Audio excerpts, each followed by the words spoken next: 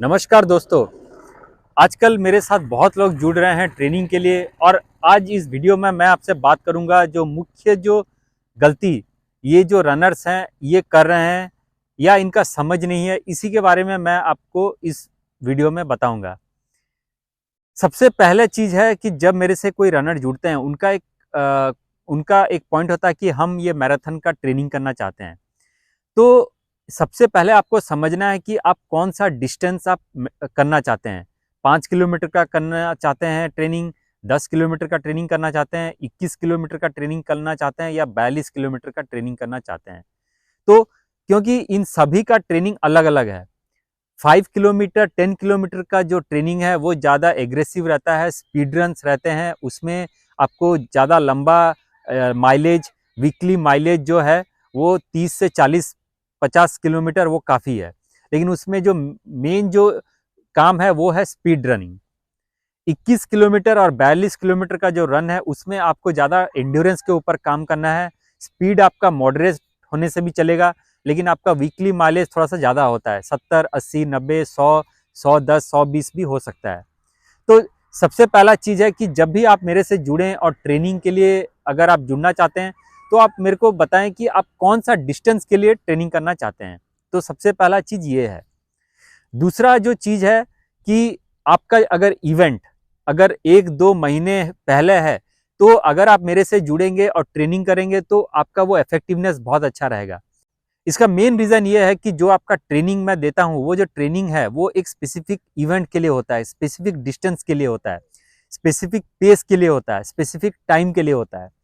तो अगर आप 4 महीना 5 महीने पहले से अगर कोई इवेंट के लिए ट्रेनिंग करेंगे तो उसका कोई फ़ायदा नहीं है, क्योंकि बॉडी आपका तैयार नहीं होगा और आप उस लेवल का इंटेंसिटी का ट्रेनिंग कर नहीं पाएंगे। तो हर एक ट्रेनिंग में क्या होता है कि 2-3 कंपोनेंट्स होते हैं। एक जो ट्रेनिंग बनता है, सबसे पहले इसका बेस बिल्डिंग फेज रहता है, इसके बाद एक एग्रेसिव फेज रहता है जिसमें कि हम स्पीड वर्कआउट करते हैं, और लास्ट का जो 1-2 वीक होता है उसमें हम खाली जो शार्पनिंग करते हैं स्किल के ऊपर। जो आपका स्पीड रन्स है, एंड्योरेंस है, वो हम उसके 2-3 वीक में हम लोग उसको सिर्फ शार्पन करते हैं और कुछ नहीं करते। तो ये रहा एंटायर ट्रेनिंग का एक स्ट्रक्चर। अब अगर आपने ऑलरेडी एक बेस अच्छा बना रखा है, तो आप जब मेरे से जुड़ते हैं तो मैं आपको स्पेसिफिक वर्कआउट दूंगा उस इवेंट के लिए, उस पेस के लिए, और आप उसको कंप्लीट करके आप डायरेक्ट उस इवेंट में जा सकते हैं। ट्रेनिंग का जो ड्यूरेशन होता है, ये आपका 2 से ढाई महीना ये काफ़ी है आपको एक इवेंट में अच्छा टाइमिंग लाने के लिए। इससे ज़्यादा आपको मेहनत करने का कोई ज़रूरत नहीं है। एक बार ये इवेंट हो जाता है तो आप 1 हफ्ता 2 हफ्ते का ब्रेक लें, आप कूल डाउन करें, थोड़ा सा बॉडी को रिलैक्स करें, फैमिली के साथ टाइम स्पेंड करें और फिर दूसरा रेस के लिए आप प्रिपेयर करें। तीसरा पॉइंट जो है कि जब भी आप कोई ट्रेनिंग लेते हैं तो सबसे पहले आप एक इवेंट को दिमाग में रख के प्रिपरेशन करें। जैसे आपका अभी वेदांता दिल्ली हाफ मैराथन है, तो अभी 1 महीना है, तो अभी से हम अगर ट्रेनिंग करेंगे तो आपका ऑलरेडी अगर बेस अच्छा बन चुका है तो ये स्पेसिफिक वर्कआउट करके आप एक अच्छा टाइमिंग निकाल सकते हैं। टाटा मुंबई मैराथन आपका जनवरी में है, तो अभी से आप स्पीड वर्कआउट करके कोई फायदा नहीं है। तो अभी 1 महीना कम से कम आप एंड्योरेंस बनाएं, और इसका जो मेन जो वर्कआउट रहेगा, मेन जो ट्रेनिंग रहेगा, वो हम वेदांता के बाद, अक्टूबर के बाद, नवंबर दिसंबर, ये 2 महीना जो है वो काफ़ी है आपको ट्रेनिंग करने के लिए, टाटा मुंबई मैराथन दौड़ने के लिए। तो आप जब भी आप कोई ट्रेनिंग करते हैं तो सबसे पहले दिमाग में रखें कि मैंने एक इवेंट पे रजिस्टर कर रखा है, मेरा इस इवेंट पे ये डिस्टेंस करना है और उस हिसाब से मैं ट्रेनिंग करूंगा। ये होता है ट्रेनिंग का स्ट्रक्चर।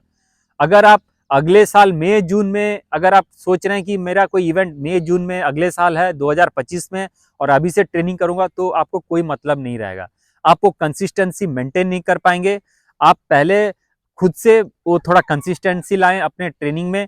आपको ज़्यादा एग्रेसिव करने का जरूरत नहीं है, ज़्यादा स्पीड करने का जरूरत नहीं है, लेकिन एक बेस बनाएं और तब आप मेरे साथ जुड़ें, ताकि मैं आपको स्पेसिफिक उस इवेंट के रिलेटेड वर्कआउट दूं, आप वो कीजिए। 1-2 महीने में आपका ट्रेनिंग में बहुत अच्छा ट्रेनिंग करके आपका बहुत अच्छा टाइमिंग आ सकता है।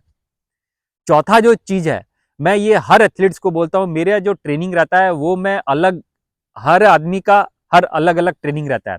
अगर एज ज़्यादा है, हार्ट रेट हाई है तो उनको मैं हार्ट रेट बेस्ड ट्रेनिंग करता हूँ। यंग एज है, 17, 18, 20 साल का है, 5 किलोमीटर का तैयारी है तो स्पीड रन करते हैं। 30-35 साल का उम्र है और मॉडरेट हार्ट रेट है, हाफ मैराथन का पेस है, तो उनको उनको मैं मिक्स करके देता हूँ।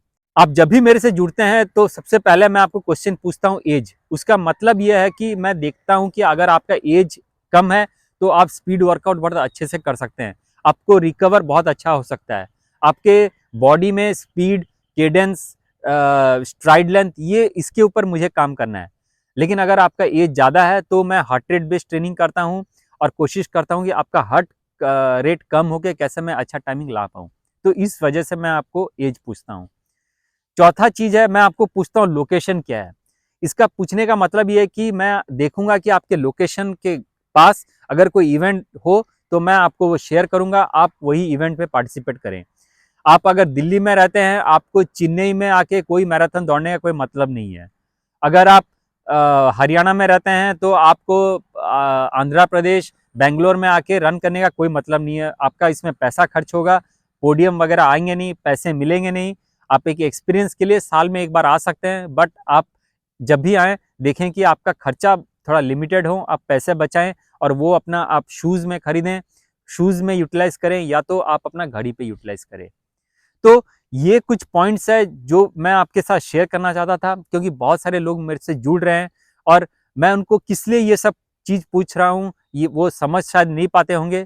तो इस वीडियो से मैं उनको यही समझाना चाहता हूँ कि आप हमेशा एक जो रेस का प्रिपरेशन है, उसका एक लिमिटेड टाइम स्पेन के लिए करें। और एक इवेंट को आप पहले रजिस्टर करें, फिर आप ट्रेनिंग करें। आप एक एज के हिसाब से आप ट्रेनिंग करें और चौथा हो गया कि आप वो जो ट्रेनिंग करें उसमें इंजरी फ्री ट्रेनिंग करें।